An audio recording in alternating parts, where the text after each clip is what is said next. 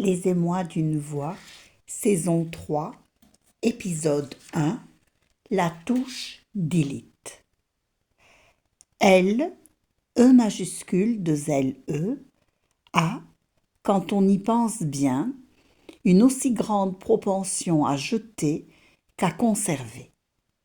Elle tire plus vite que son ombre lorsqu'il s'agit de mettre à la corbeille texte, mail, confidence ou liste de courses, cela reste sans importance.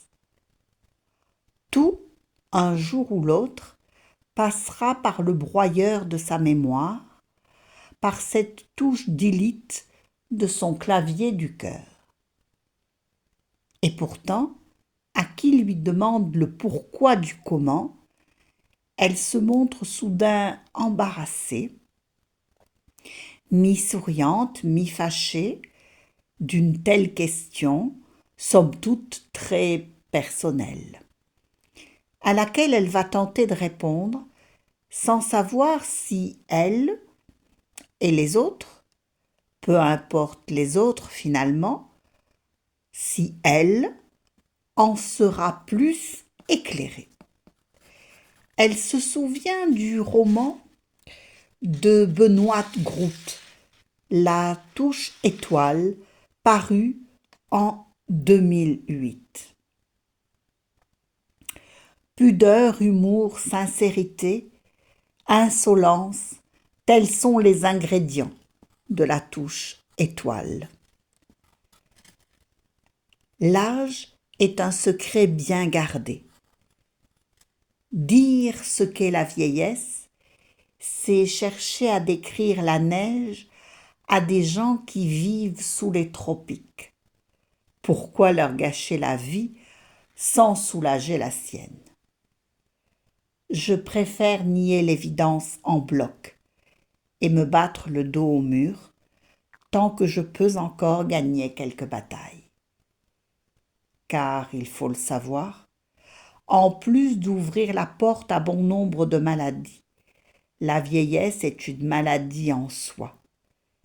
Il importe donc de ne pas la contracter. C'est Benoît Groult qui parle. Son roman, émouvant, a plu à des générations de femmes. Il exprime le regret de la vie qui s'en va, de la vieillesse qui s'approche, et donne un regard sur son devenir tout autant qu'elle en donne un bilan. Moïra, le destin dans la mythologie grecque, qui s'adresse à Alice, l'héroïne du roman, 80 ans, et lui dit, après avoir écrit le testament féministe, « Quand tu seras prête, appuie sur la touche étoile, je me chargerai du reste. » La touche étoile d'un clavier, appelé également astérix, l'une des deux touches spéciales, avec la touche dièse dite aussi carré.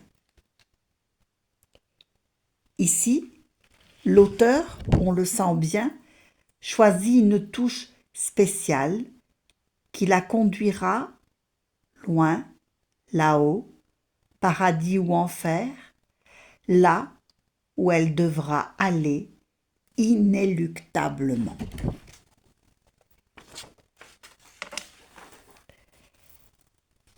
Analysons à présent, après cet intermède littéraire si poignant, ce que pourrait signifier faire un grand nettoyage dans les écrits, les moindres notes anodines, voire les cours qu'elle prodigue.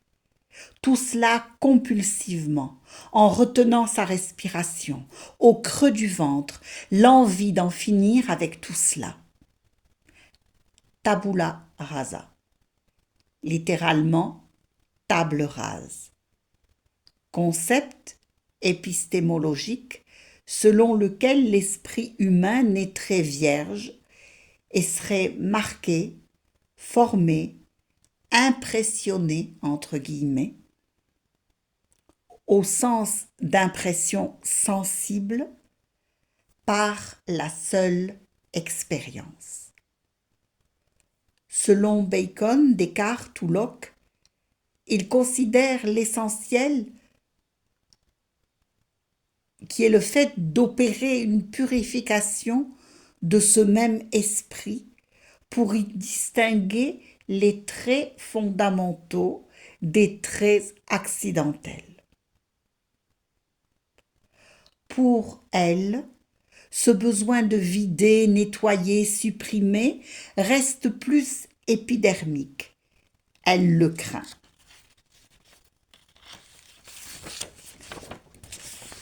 Elle nettoie, du moins le croit-elle, le superflu, qui devient pour elle synonyme de sale, corrompu, comme dans les écuries d'Augias, métaphore de toute entreprise d'envergure aussi nécessaire qu'irréalisable, ou encore opération au pluriel qui aurait pour but de remettre de l'ordre. Les écuries d'Augias font partie de l'un des 12 travaux imposés à Hercule. Une fois de plus, la référence mythologique paraît un peu exagérée. Elle n'est pas Hercule et ne détourne pas l'eau d'un fleuve pour nettoyer le lieu laissé à l'abandon, rempli d'excréments des animaux du grand troupeau qu'Augias négligeait. Non, non et non. Essayons d'y voir plus clair avec la touche Delete de l'ordinateur. La touche Delete sur un clavier d'ordinateur, touche de suppression en haut à droite du clavier généralement. Elle aide à supprimer un à un des caractères. Elle aide à supprimer un objet préalablement sélectionné.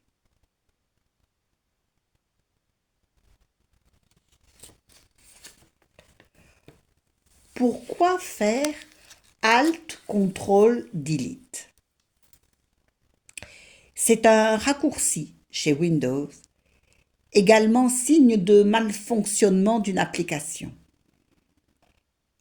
Appuyer sur les 3 touches permet d'ouvrir, entre autres options, la liste des tâches en cours et de forcer la fermeture de celles désirées lorsqu'on n'arrive pas à la fermer de manière normale.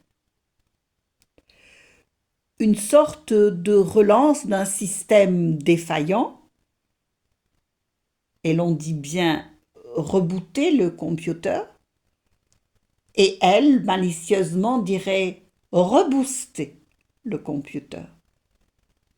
Donc cette touche Delete qui supprime permettrait, bien au contraire, de raviver, de remettre en forme un système déficient.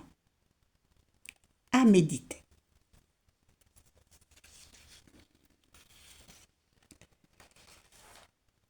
La poubelle, appelée corbeille, fait analogie à une corbeille à papier qui permet d'offrir une seconde chance aux fichiers que l'utilisateur a décidé d'effacer de la mémoire, tout en préparant leur élimination définitive.